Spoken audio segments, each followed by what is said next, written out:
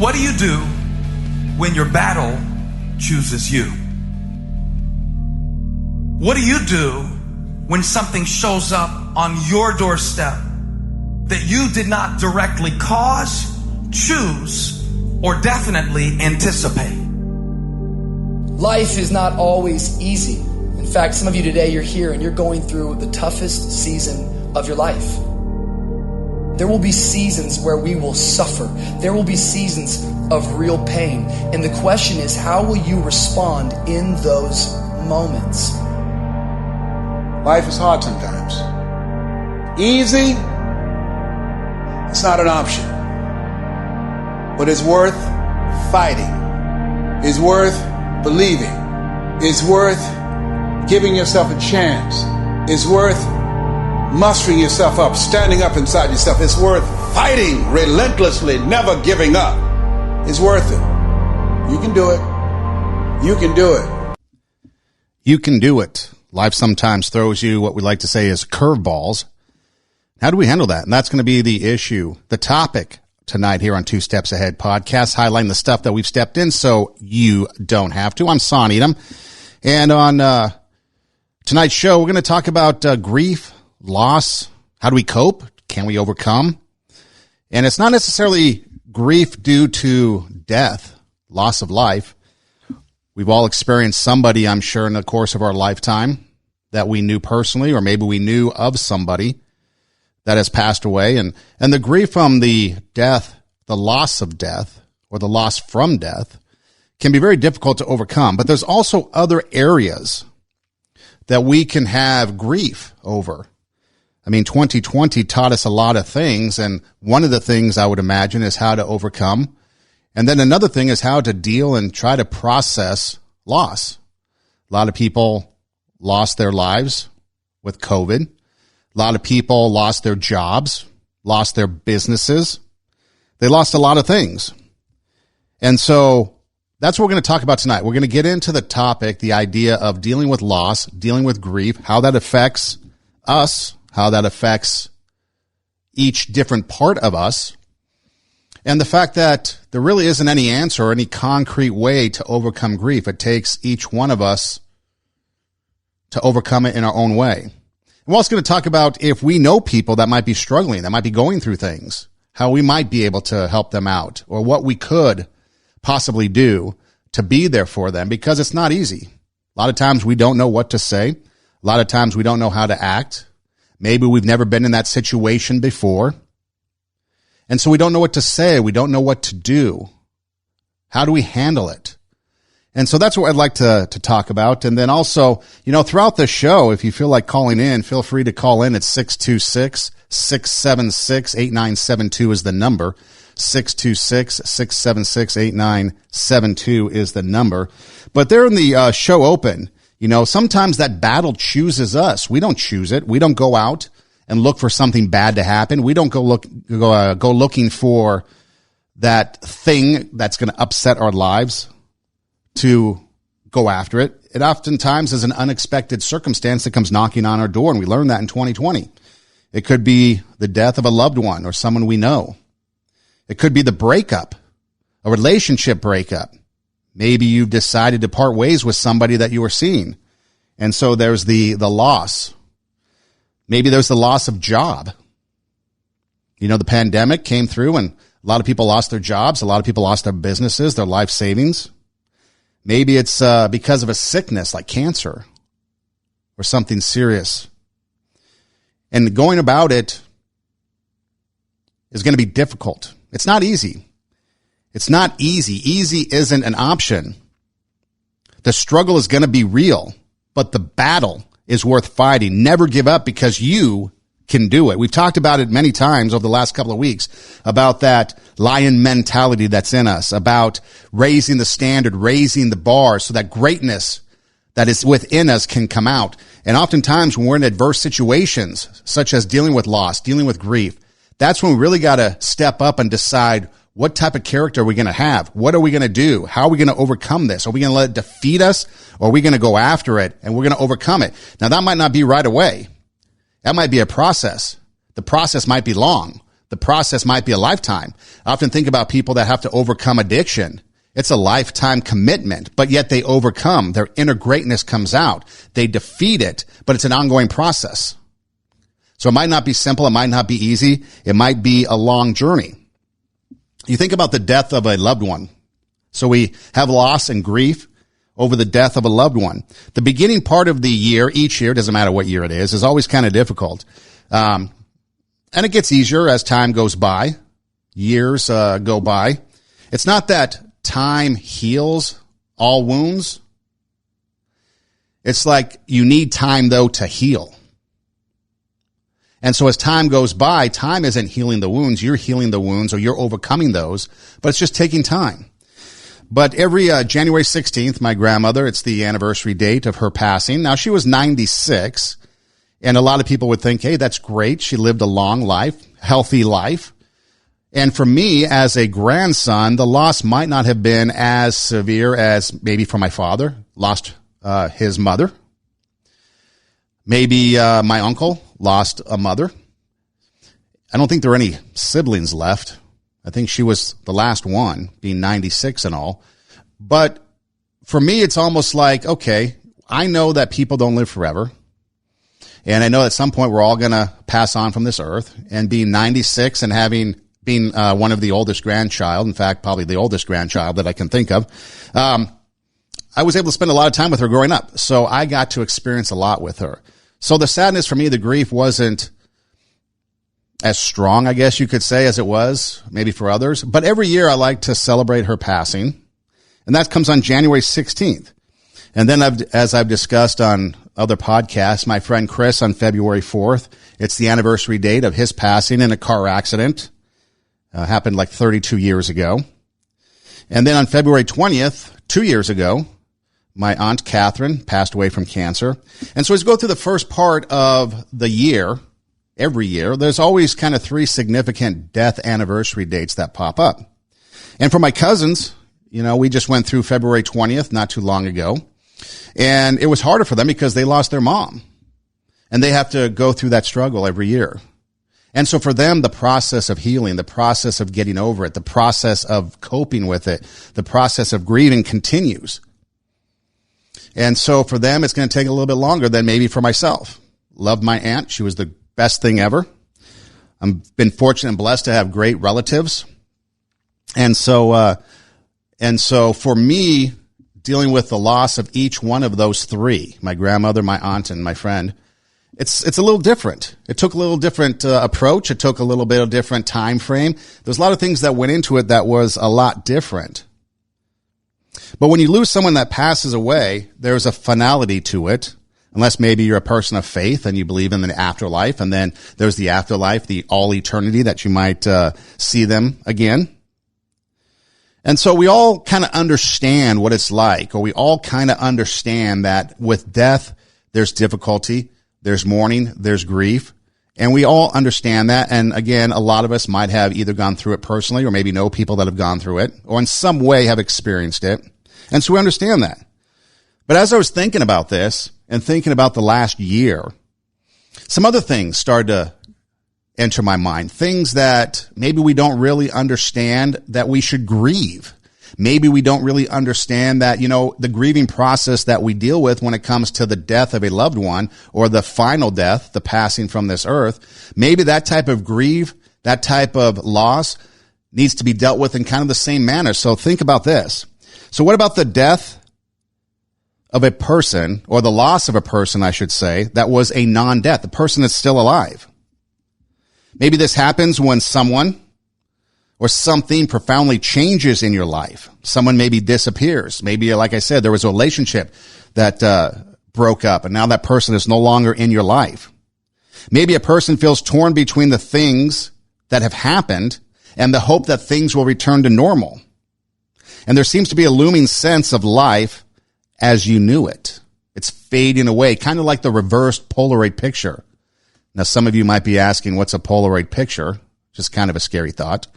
Polaroid picture was when you took the picture and then the actual picture came out of the camera and you'd wave it around in the air and eventually the picture would develop right there in front of you. A Polaroid. Now we have cameras and everything's instantaneous digital, right?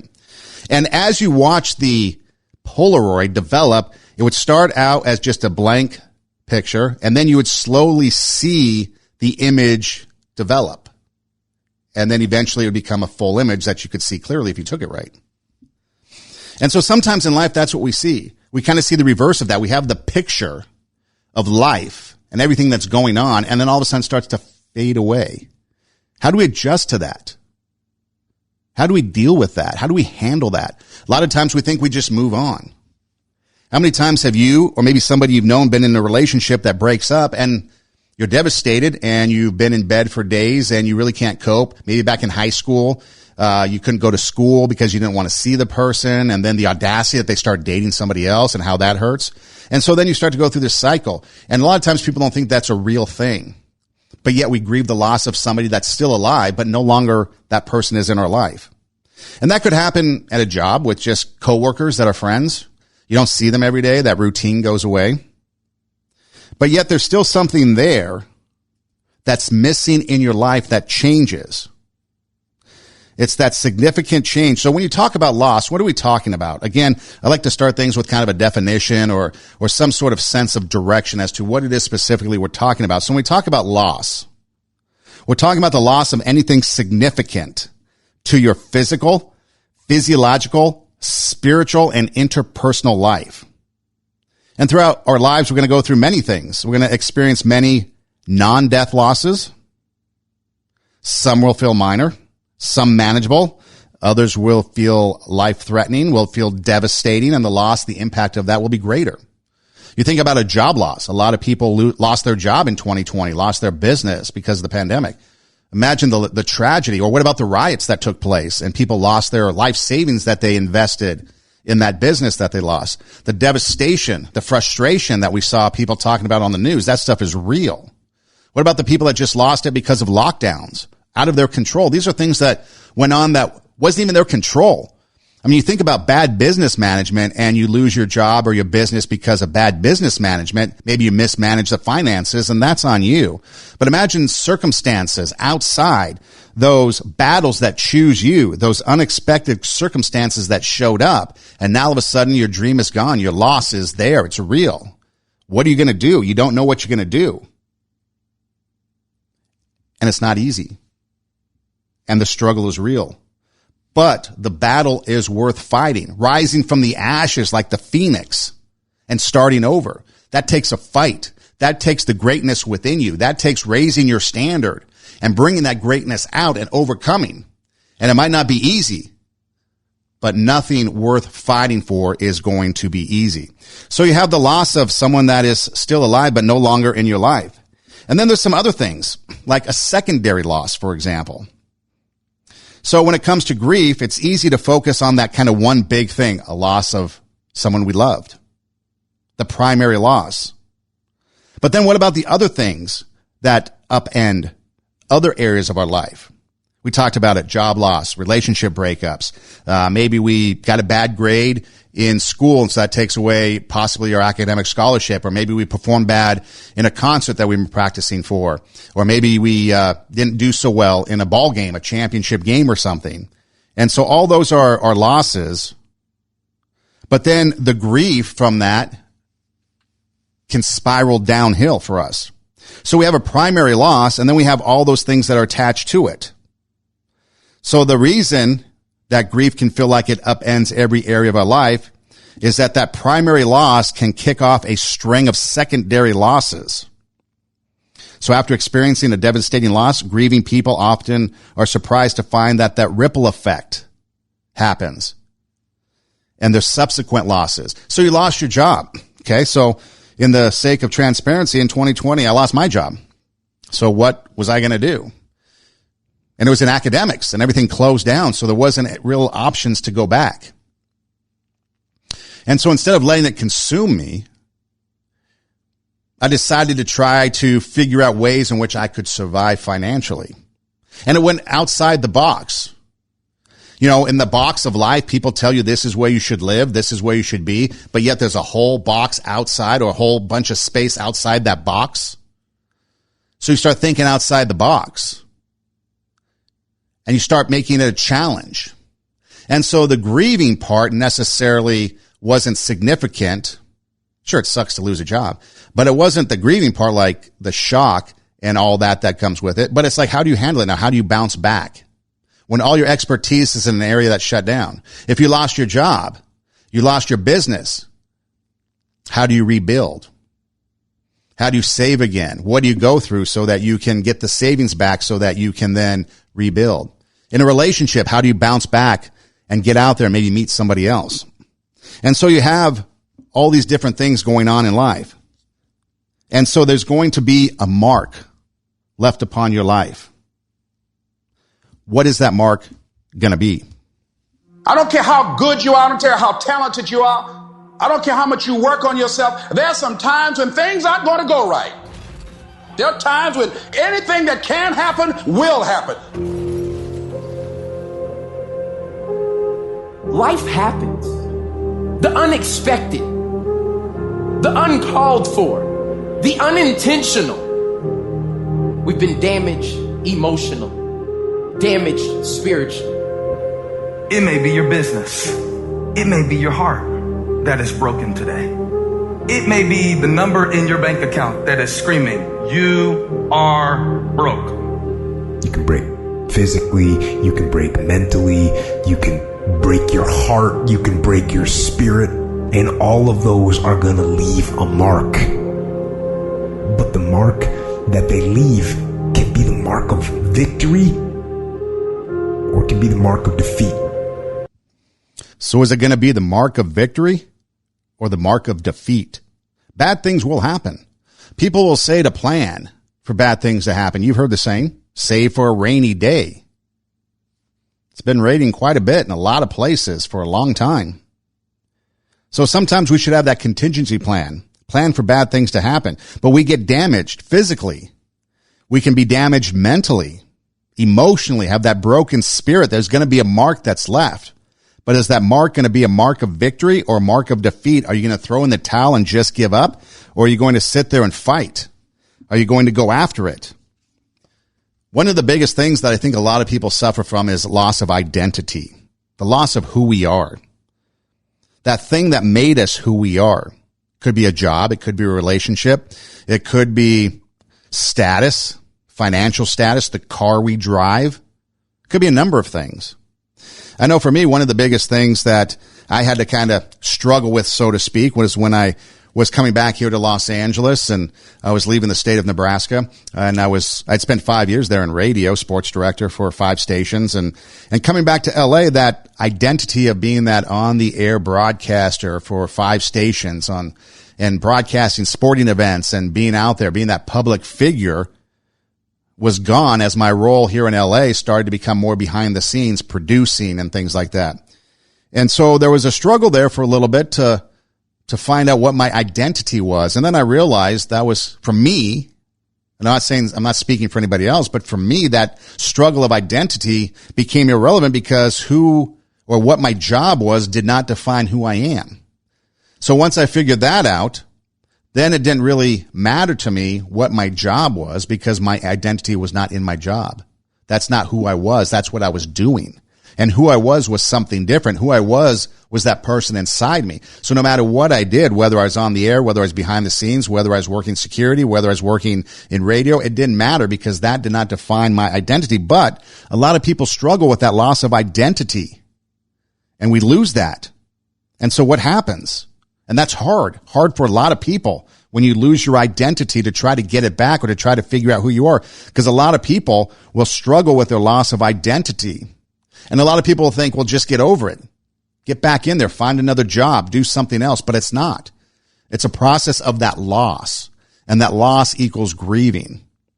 I remember one time I was watching, I think it was the NCAA basketball tournament, my favorite team at the time. Or maybe it was, maybe I was in Nebraska and it was Nebraska football.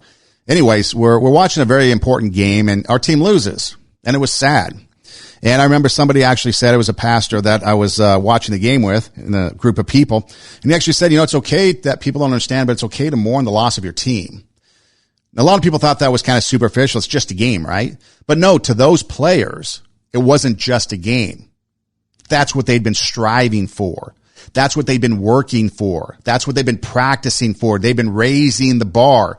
They've been raising their standard to become better. They've been creating that desire to bring that inner greatness out, and greatness in an athletic competition is winning the championship. And so for them, it was real loss. And so for the fan that was invested in that team, the fan that was cheering for them all season long, to have that loss and to have that moment of grief is okay. And I was kind of surprised that I never thought of it that way, that someone would actually sit there and say, it's okay to kind of grieve the loss of your team. Obviously, there's boundaries with that. You shouldn't probably let it become a life-altering thing. But again, there's that grieving process because a loss was involved. So we lose our identity. Or what about relationships? You have a breakup. Maybe you've been married for a long time, and so you get divorced. So there's a loss of a spouse. Or maybe it's someone that you know, some friends or a family member, they get divorced, and now that's not a spouse, but there's someone that was a part of your life on a regular basis, and now they're no longer a part of it. And on top of it, you probably really can't go out and see them or hang out with them because that might cause strife within the family. Maybe it doesn't. I don't know. But there's that loss of somebody that is still alive but no longer a part of your life. Maybe it's parents, empty nesters. All of a sudden, everything changes because the kids moved out, went off to college. Maybe your roommate that you spent many, many years with moved out, got married, found another roommate, no longer there. Maybe you lived in a place that you really enjoyed, but now you had to move out. Maybe you spent 15 years someplace, and then all of a sudden you have to move. And all the memories and everything from that place that you were at now are different. How do you overcome that?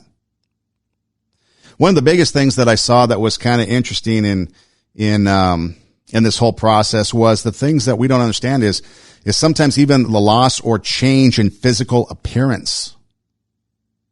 A lot of us gained weight during the pandemic. And for some of us, we'll just eventually get it off again, take it off. But for others, it might not be so easy. Maybe it was a struggle to get there.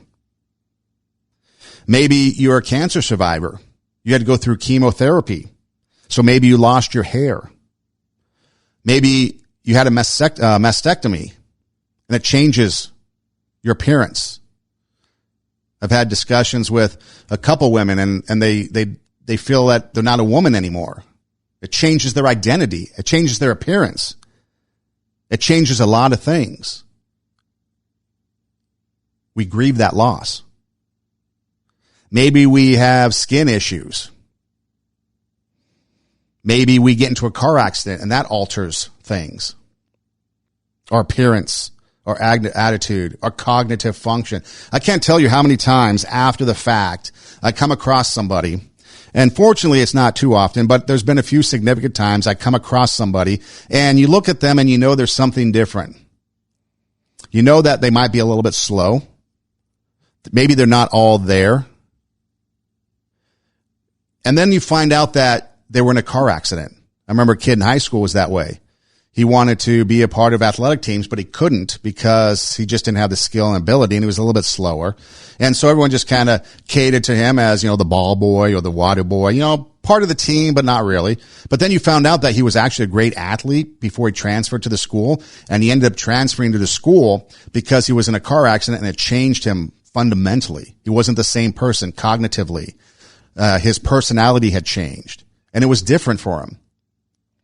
And so that changes somebody. And so again, now you're starting to go through your loss of identity, your change in appearance, your change in cognitive function, and your personality. And that's hard, and you can grieve that.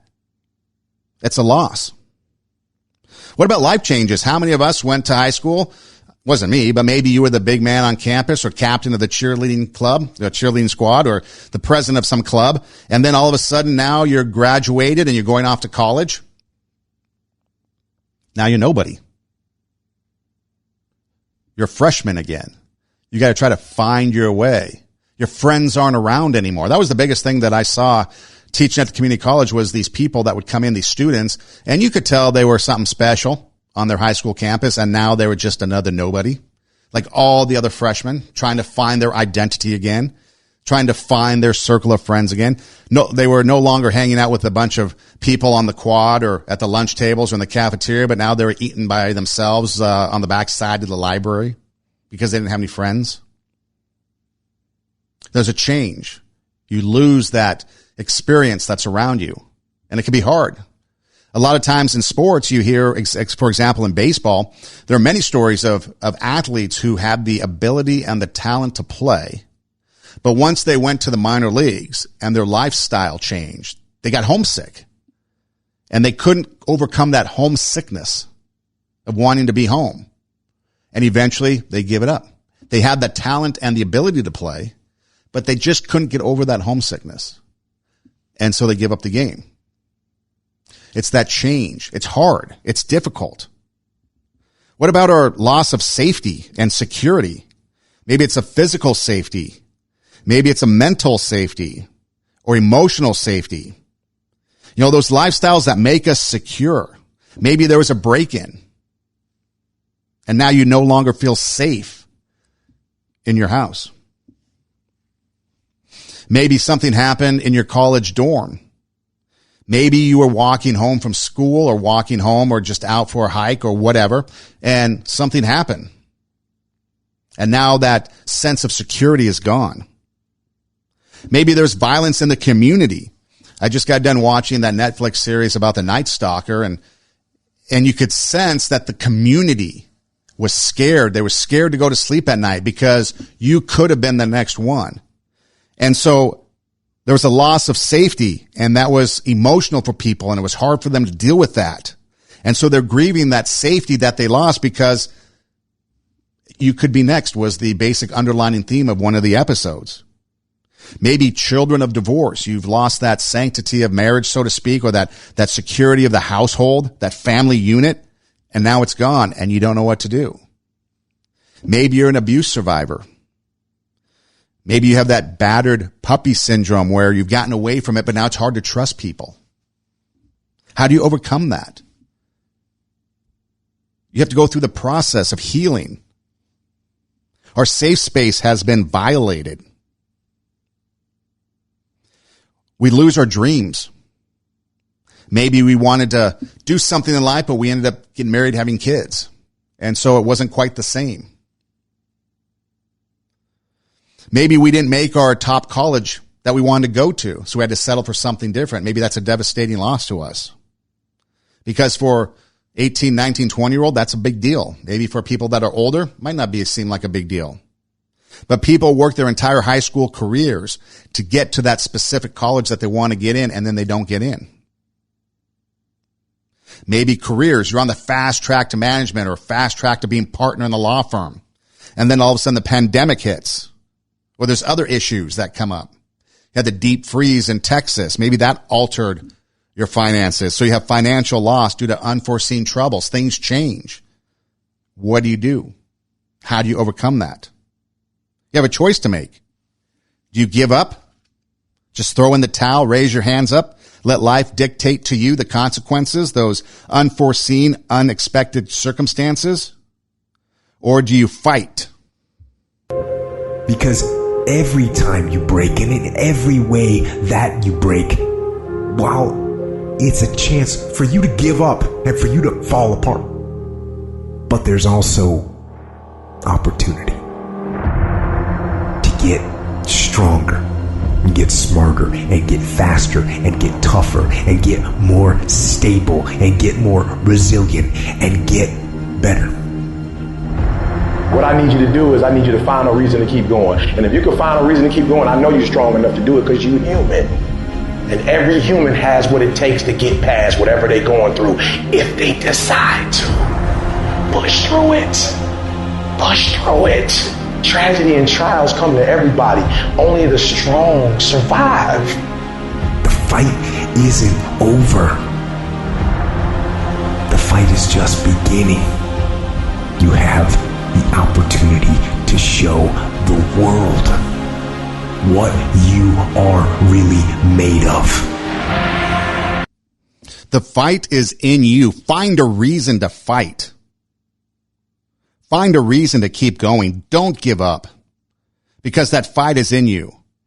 Remember that lion mentality that we've talked about many times? If the lion is the king of the jungle, how can he be the king of the jungle? If he's not the biggest, the elephant is probably one of the biggest. He can't be the fastest because that's a cheetah. He can't be the smartest. So he's not the biggest, the fastest, or the smartest. So how does a lion become the king of the jungle? His mentality. That's the only difference of a lion and an elephant. When a lion walks up and sees an elephant, he thinks lunch. An elephant thinks run. And it's all mentality. Because when a male lion walks up, he may be outnumbered by a pack of hyenas, but I'm king of my jungle because of my mentality. King of your jungle because of your mentality. You're going through a hardship. You're going through a loss. You're taking that loss and that grieving process. But your mentality isn't defeat. Your mentality is, I'm going through the process, and when I come out the other end, I'm going to be stronger. I'm going to raise my standard. I'm going to survive because the strong survive. You may be down. You may get down, but you're not out. You rise up. You fight. And it's a process. It's a process that we go through. Losing your dream is not easy. Changes in physical appearance. Those unexpected circumstances that come your way, your loss of identity, who you are, loss of a loved one. I mean, you think about all those things that come our way that we have no control over. A loss of income.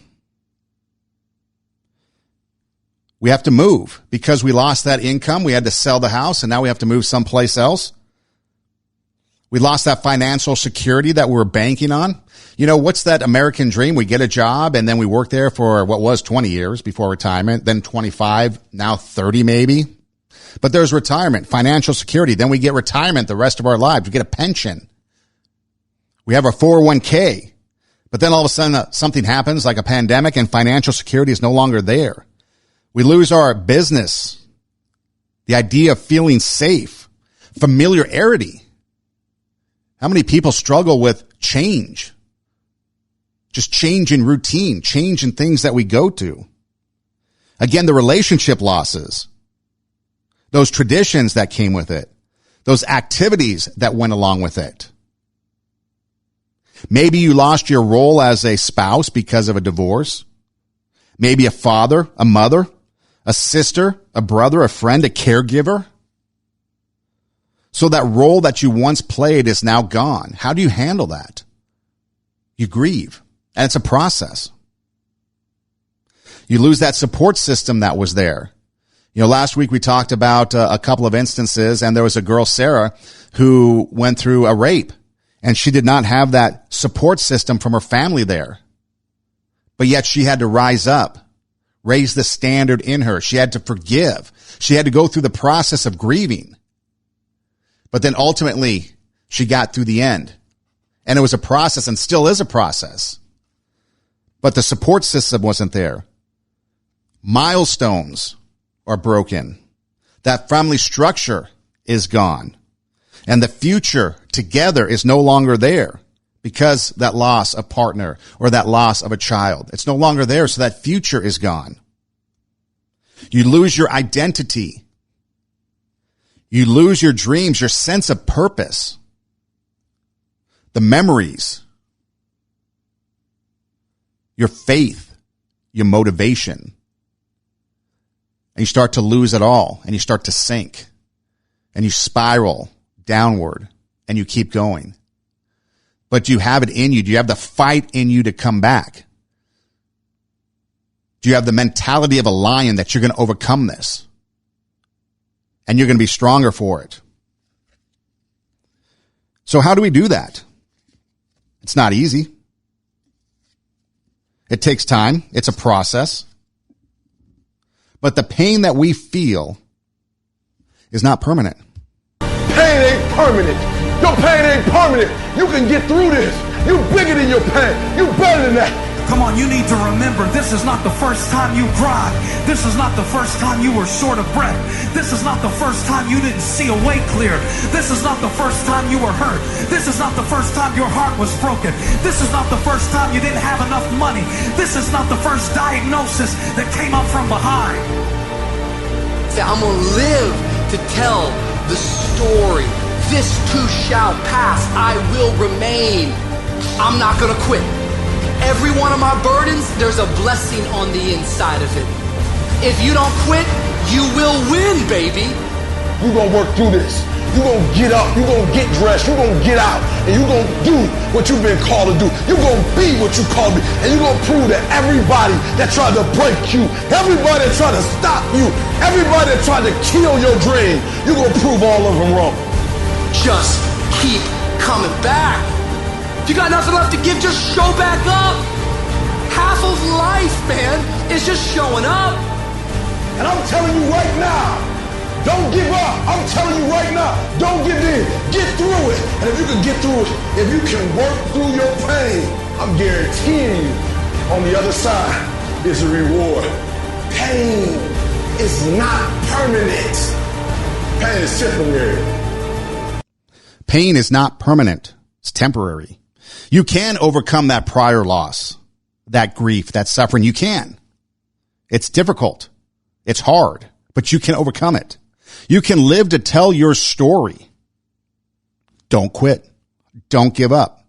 It may take baby steps at first, just showing up, just getting out of bed, just sitting on the couch, just getting dressed, just that baby step moving forward. That's the start. That's where you begin. You may be down and out. It may take time. It's a journey, but pain is temporary. And even if it is a lifelong thing, that pain will eventually subside. The memories remain. You learn to cope. You learn to overcome. You treasure the past. But you have it in you to overcome because pain isn't permanent. Eventually you find a new job. Maybe eventually you find that new relationship. Maybe eventually you find that new place to live. And you overcome. You can't give up. Don't give up. That's what Hollywood is made of. That's what sports are made of. The comeback kid, the Cinderella story. People that were down and out, but they never gave up. How many people cried over the movie Rudy? Never gave up, and he got into the game. How many people, if they just threw in the towel, would have never gotten to where they would have been? We talked about a few weeks ago failure. Failure is just one step away from success. You're just another step away from success. And if you stopped after failure, you might have been one step away from succeeding. And that's the same thing that we got to do with when we overcome the grief and the loss, is just keep going one step.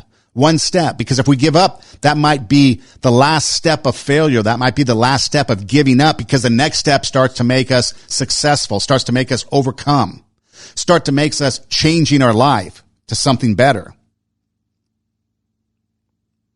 Because it's not easy. Trial and tribulations will come. No doubt about it. It's not easy out there. People are always saying you can't, that you shouldn't, that you're not smart enough, not good enough. This world, it beats you up again and again until eventually most people, you just stop trying. But you're not like that. You're a fighter. You always have been. Everybody in your life will have a turn back moment. No matter who you are, you're going to have such a period in your life where it seems like it's not working. You're going to have doubts. You're going to have a lot of trials and tribulations and challenges. You always have a moment in your life where the direction you're going, you will have to make a decision to keep going or you turn back. The sad thing is, the average person turns back. It's hard living. Life is hard. Life is not easy at all. There's going to be challenges. You're going to get beat down. And that tough situation is making you want to stop. And you will fail sometimes. And that's okay. That's okay as long as you get back up. Take that next step. Keep moving forward. And no matter what, do not quit.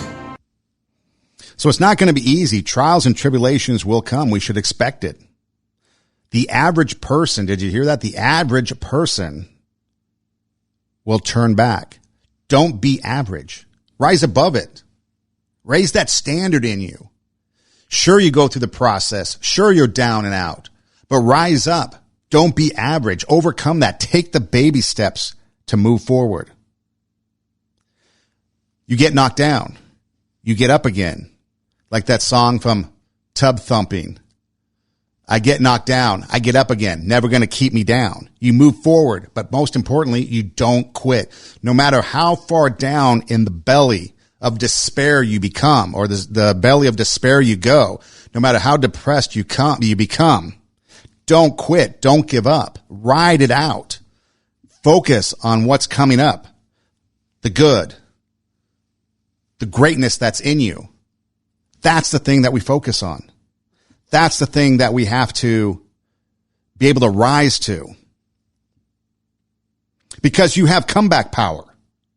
Comeback power is in you. I don't care how low you are. I don't care what you have done. I don't care what you have experienced. I don't care how devastated your life might appear to be. The shambles it might be in. Wherever you are in life, ladies and gentlemen, you've got comeback power. There's a power in you that can enable you to be stronger and better than anything that's out here. Once you begin to know who you are, once you discover this power, the perfect essence of who you are, that's in all of us, that's permeating our being, that enable us to be the directors of our lives, it will set you free from believing, I can't see myself doing any better. That you truly can live a healthy, happy, prosperous life, and that you can make it in what are called the worst of times. Tough times never last, but tough people do. And you are tough. You're made of some special stuff. There was nobody here before you. You brought something here that was not here before you showed up. Guess what? Nobody's going to do your work for you. Nobody's going to write your book for you. That has been given to you to do. The comeback power is in you. You are stronger than your circumstances. Rise up. Tough people last. Be Teflon. Bad things won't stick to you. You're going to overcome. You're not going to be average. You're not going to let those battles, those unexpected circumstances that came your way, overcome you.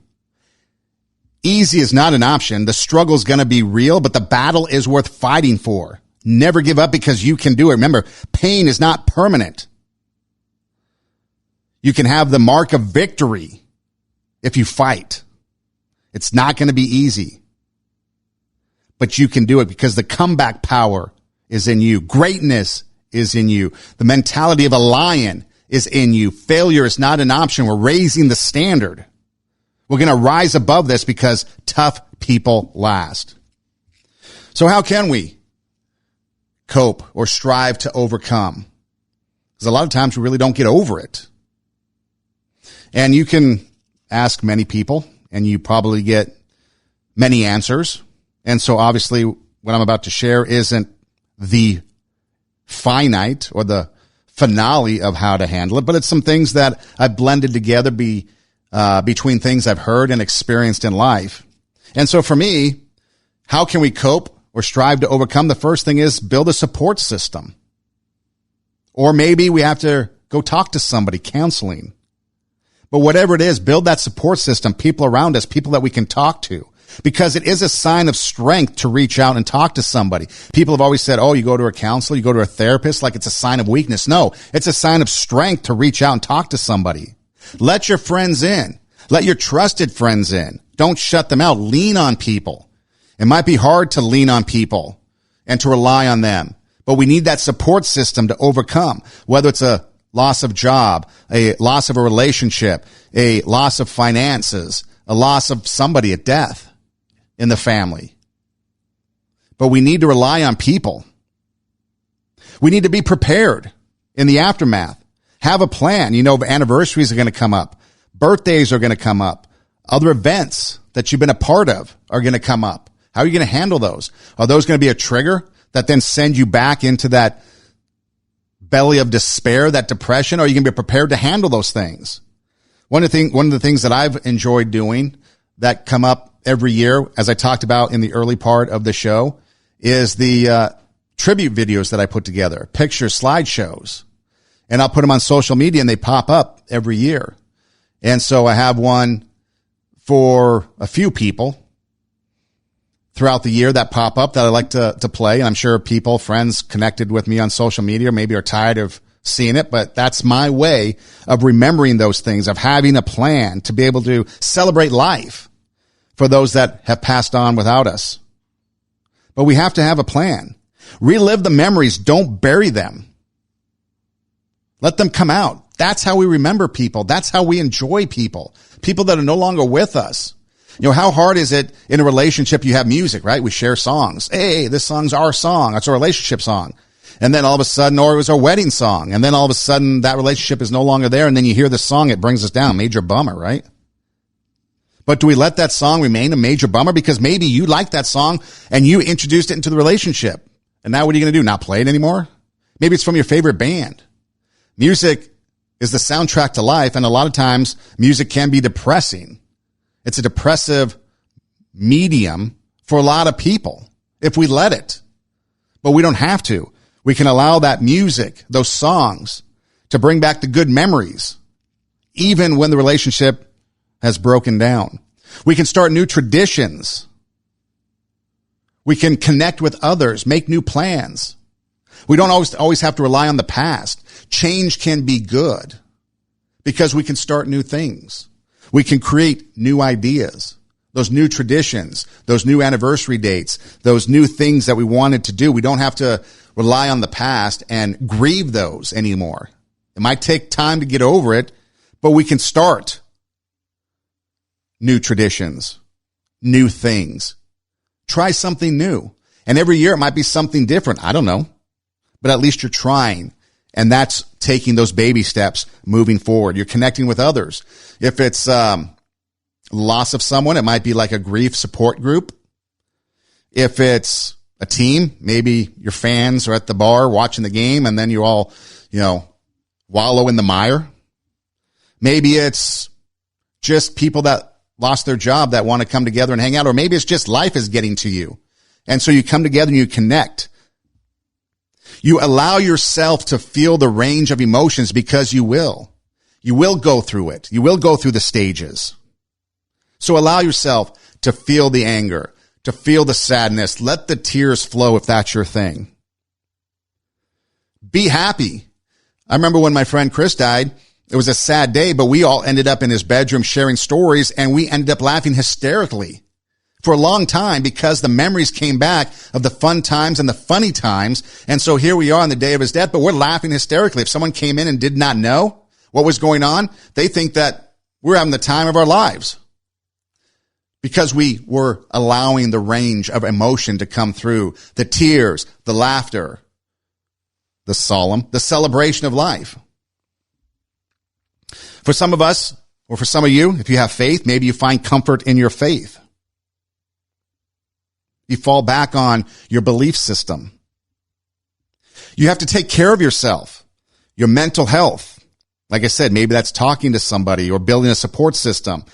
Have to get enough sleep, exercise, diet. Maybe in some cases we have to avoid alcohol so we don't get into that secondary loss that we talked about, those other things that happen after the primary loss has taken place.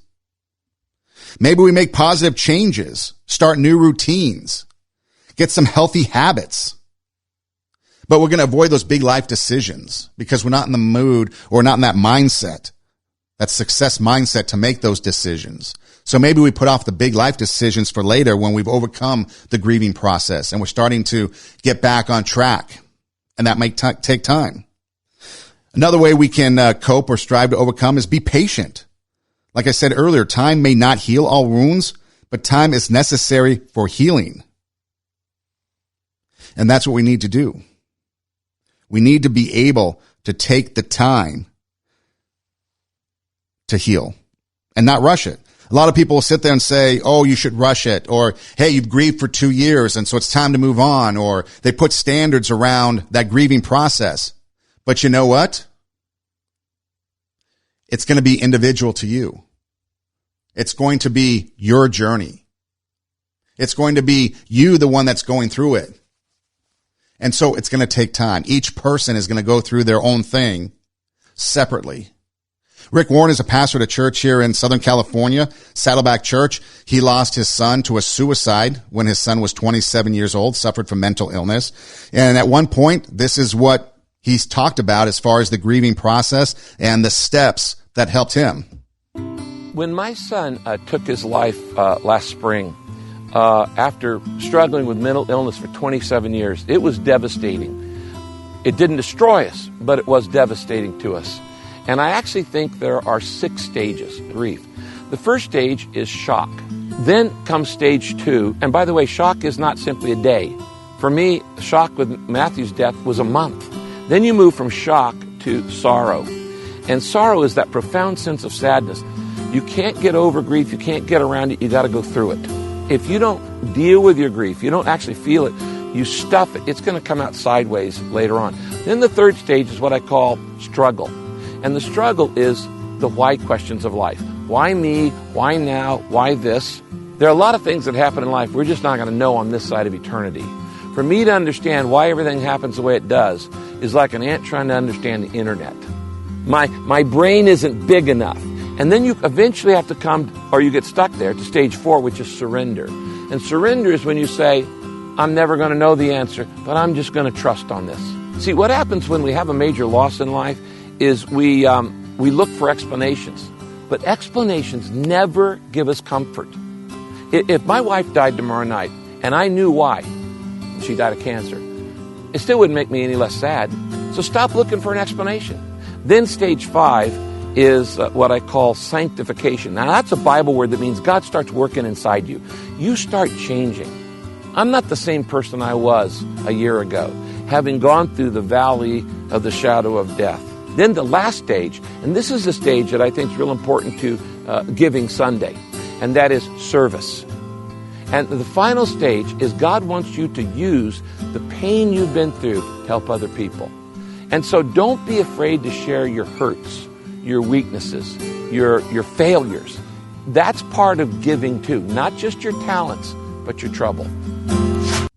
Tell your story. That's what I took from that amongst the stages of grief. Tell your story.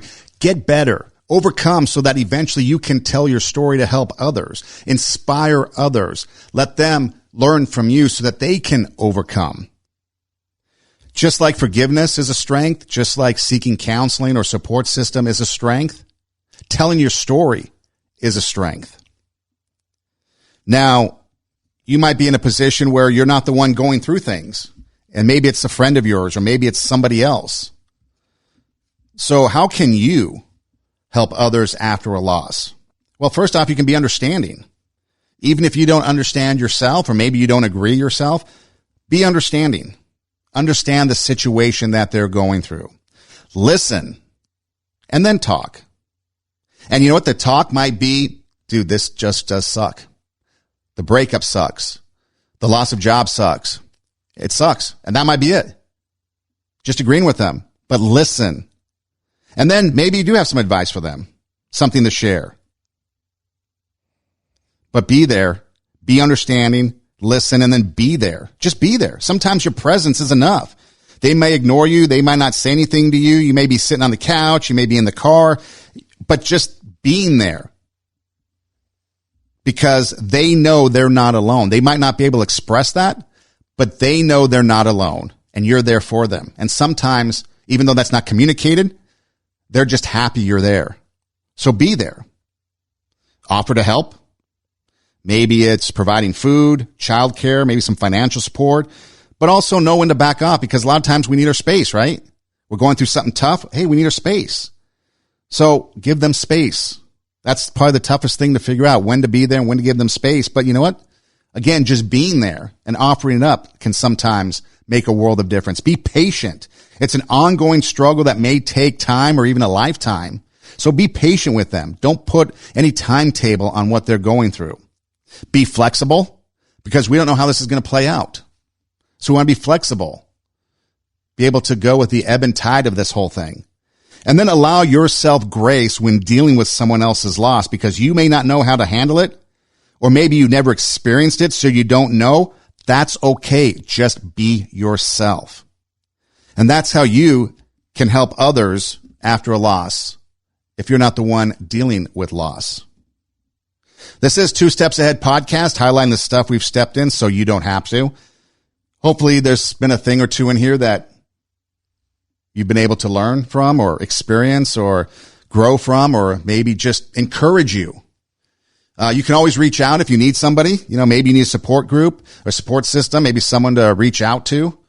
I know a few people and resources that I might be able to share, or maybe just let you know that I'm there for you. Sometimes just a phone call. Hey, what's going on? Not much. What's going on with you? You okay? Sometimes you just need something that simple. Maybe just a text, maybe just a message.